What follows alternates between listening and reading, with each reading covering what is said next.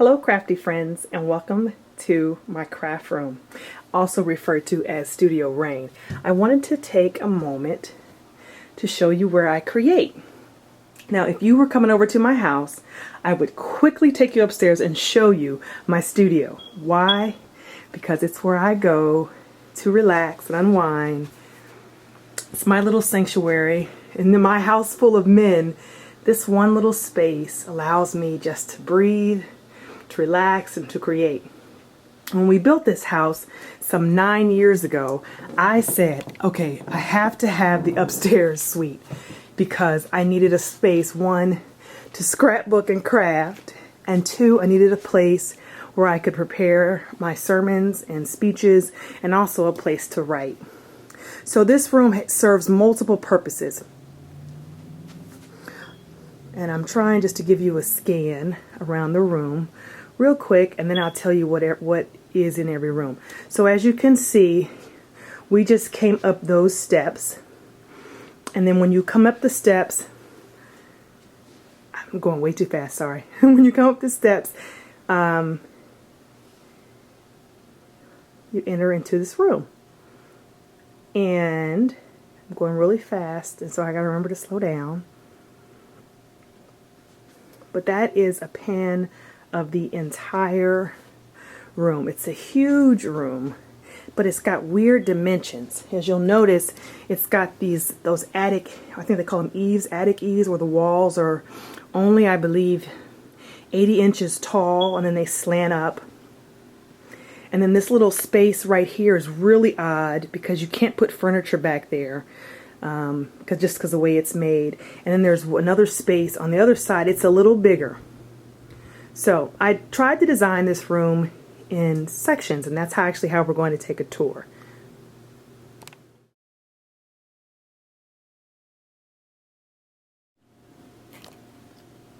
Here is where I begin my process of crafting. It's my desk, and I always start here to begin any project. I do a number of projects. I'm a project lifer. I also do, but I'm not a conventional project lifer, and I'll explain that later. But I do a lot of hybrid crafting. So my computer is critical to me. I have a Mac, and I also have this typewriter over here in this space, but this is where I sit down and I edit photos. And it's just a desk that I got from, I believe I got it from Office Depot. It was called the Shoreline or something, but I've had it forever, so I'm sure you can't get it anymore. But that's my desk, and it has my Mac, and it has, you'll see, notice I have a PC. I have a PC right there. I have a Mac. I have a typewriter. And I begin here. And, oh, I have a printer, electronics, I know this is important. I have my printer, as you see. It's a brand new printer. Quite excited about it. I got it on sale at Target. It's a Canon Pixma MG542 or 20 or something like that. But I got it for $69. Could not believe it was regular $179, and I got it for $60-something. So I was quite excited about that. Here is my silhouette. I love my silhouette. We have just become best friends. And over here I have some books for inspiration. A lot of these books are what I would consider antiques, but they have great techniques in it. And back in the day, before YouTube, this is how we found out what's going on, and we got inspiration. So I actually keep these, and I look at them from time to time. And one of my favorites is Ali Edwards' The Designer's Eye. I love that book, as well as, where is Catherine?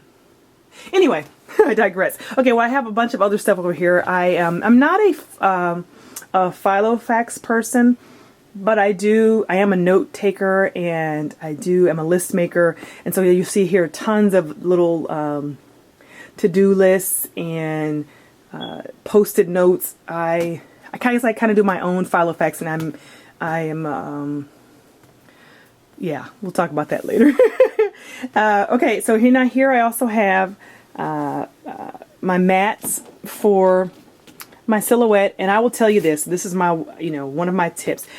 invest in Cricut mats. The silhouette mats are almost worthless, but these Cricut mats are a gold mine, so invest in there. Here I have cardstocks, just your basics. I use a lot of white cardstock, a lot of craft white cardstock, a lot of cream. So I just keep them right here next to my printer, so that when I make printables, I can just do that. That's why I call this the production zone. So in this space, my process is I'll edit pictures and photos and print them. I make printables and print them. I journal and you know, I journal right here.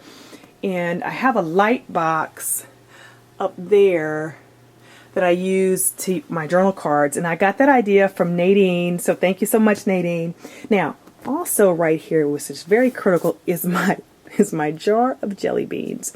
That jar is critical. This little basket or crate is my rack crate, and I'm working on a rack for one of my girlfriends, Shelly, and another one of my friends, Keisha. So that's some of their stuff that I'm building.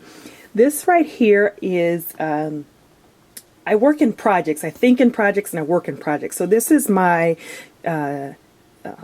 exercise, weight loss, health bucket of stuff, and my color scheme is hot pink, and so that's why you see a lot of hot pink stuff, and I think that light might drown it out even. Not okay, so maybe we don't use light. Now down the bottom, let me just get down so you can see. Down on the bottom are all of my project life or album page protectors. And I use them for various projects, so that's why I'm kind of cautious about just saying it just for project life. But they're all my page protectors. And in that last, and I apologize in advance. It is a little difficult to do this without, and I actually have a tripod, but it's a little, anyway. In that bottom container is fabric. Now what I use that fabric for, I'm going to do a tutorial on, but I actually will scan the fabric, and you'll see in a minute on one of my projects. I'll scan the fabric and make paper. So I make my own paper using fabric patterns that I like, but that's what I keep down in that thing. Okay, so I think I'll give you one last scan of this area, and I have lots of little things that mean a lot to me, like angels. And this little card is so cute. And it says, 2 superheroes, no sidekick, from one of my girlfriends. I love that card. And there's a picture of my father. And after my father died, this gentleman here became like my surrogate father. So those pictures are special to me. And that's it for this space.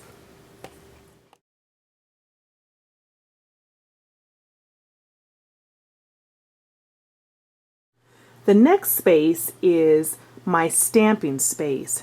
And so if I'm working on a project, I, will print out the page, and I've done the pictures, and then the next thing is I go shopping for the stamps. And I love stamps.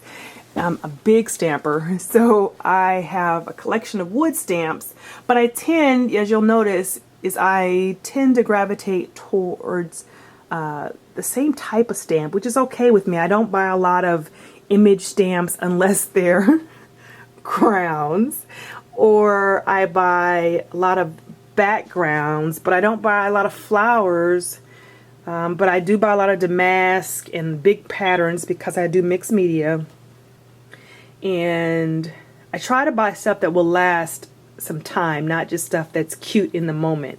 As I mentioned in the beginning, or maybe I didn't mention it, but I kind of alluded to about writing sermons.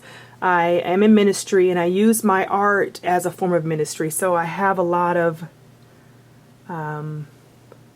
special stamps to me that help me incorporate my faith into the work I do.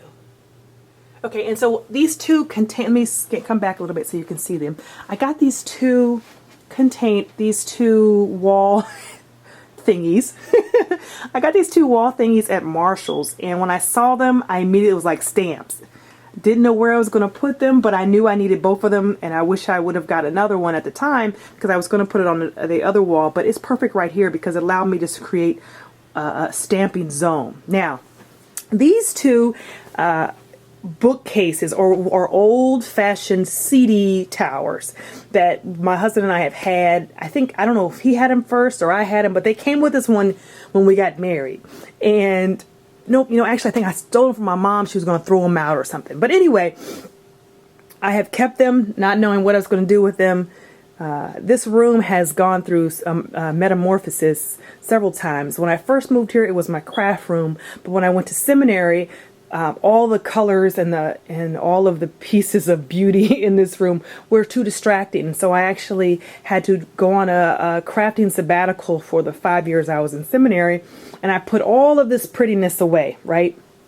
All the prettiness got put away in boxes because I had to focus on the Lord and on my studies. And so so this room was all a library at one point, a big study. I had wall-to-wall books, and I would lay out on this middle floor all of my my papers and my thesis all across the floor. So when I graduated, I got released back and I was able to redo my craft room. And so I'm real excited. That's why it's not the first time it was like this. It is the second time, but it's way better this time. Anyway, I digress. So these containers right here, these CD towers, I'm going to paint black, and I was really trying to debate whether or not to, wait to do the video until I painted them. But I said, you know what, let me just do it. Let me tell you what is it. So I have my stamps. I have all my clear stamps in these little CD cases. And originally I had them in a container where you could see the tops. So what I have to do now is I have to go back and label all of the outsides. Now, what's interesting is I actually have to buy another set of at least 50 of those containers. At first in my mind, I was like, there's no way I'm going to fill up all these containers with stamps. But I did. So this is how I store my stamps, and I'll do another video on this, but I store my stamps by theme because that's actually how I work. I work by theme and I work by color. So when I'm looking for a stamp, I don't say, oh my gosh, where's the Kelly Perky stamp? I tend to go, where's the stamp about a baby? And so because that's how I think when I'm crafting, that's how I organize my room. Now, over here I have I have stamps in these cute little crown bags, but this is not a permanent solution. Or it might be, I don't know, but they're rubber stamps, and I was trying to put the rubber stamps in this little setup, and I don't like it as much, but I mean, it'll work. But normally when I use rubber stamps, I use rubber stamps on my mixed media, and I like to just have them with me. So it's good to just be able to grab these bags and throw them on the table. Now, what's in these bags, let me open one of these, are like my mixed media stamps. And so, there's like these paint looking things, bubble wrap, all these things that create texture on your images. And we will definitely talk about this when I do my supplies videos. But for now, I don't want to mess up my room, so I'm just going to leave that in there. And then long term is this one here will be black, this one will be black, and they both will have be full of CDs, because I have literally over here all of those stamps, and this container here and this container here are nothing but clear stamps that need to be filed away. Okay, so sorry, going too fast. It's funny, our eyes move way faster than this little camera moves. Okay, so I got my stamp zone. And then this right here, I'm going to bend down, this right here is a continuation of my stamp zone. And I have the old-fashioned foam stamps, love them. And I have a ton of alphas. And the light's kind of bad here. So, but let me sit on the floor so I can show you. Okay, so what I have here is an art bin. And yeah, well, there we go, better lighting. I have an art bin that you get at like Joann's, and I actually have my sets of alphas stuffed in them. And I take a picture of these, and I actually will take the image that I take a picture of and either store it on Instagram or Evernote. I love Evernote for the purposes of inventory. Okay, and then now these I store a little differently. I store these by letter because when I'm spelling a word, I'm just spelling a word. And oftentimes I do mixed media. I don't try to stay in the same font. I like to mix fonts. So this one has the end of the alphabet and numbers and symbols. And this one has the beginning of the alphabet. But you'll see there's like each one of these. So this is S's, right? So it was what, 12? About 12 sets, 12 sets in here. And they sit over here in on this shelf. They just sit on this shelf. Sorry. Okay, and then I have my foam stamps, and as I mentioned, I have some more clear stamps that need to be filed. And and these I just got. I'm so excited. So excited about these stamps here. And I was just going to do an overview, but somehow I've gotten into the details of the stuff, right? But anyway, so yeah, we'll probably have to edit that. So I got these stamps here. I just got these. Aren't they cute? And I love that she has an afro like me. OMG. Anyway, so I got these stamps, but all these stamps need to be put away. And those are stamps too. Oh, and these are stamps here. And these stamps are those stamps that you make repeat patterns with. And they were all on clearance. And so like I went to like every Joann's I could find and basically got the whole collection. But I mean, I didn't pay anything for them. They were like $1 because they were on clearance. Really, it was a crazy sale. So I have those. Love the way they work. And here I have my stencil collection, and I'm going to do a video on how to create your own stencils, and I'll tell you about the stencil storage at that time. But that would be the stamp zone, and I wanted to just show you that. And one lastly is this little bag here is my Studio Calico final call bag, and I got some goodies in there that I was quite excited to get. So all of those need to be put away. Hi Crafty Queens, hope you have enjoyed my tour thus far. This is segment 1 of 3 segments around my craft room. Please hit like if you've enjoyed it, and hit subscribe if you want to know when I finally finish editing the last 2 segments. And I would love your questions and comments. They make the labor of love of editing worth it. So please leave your questions and comments below, and I will respond to you ASAP. Talk to you later. Bye-bye.